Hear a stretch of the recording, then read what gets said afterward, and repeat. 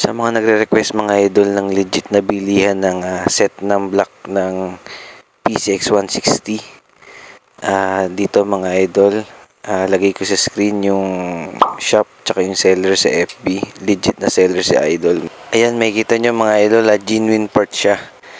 Lagay ko na lang din yung mga price para may basihan kayo mga idol. Pero di ko lang sure mga idol kung nagtaas na siya kasi last year pa yan or last 8 months yata.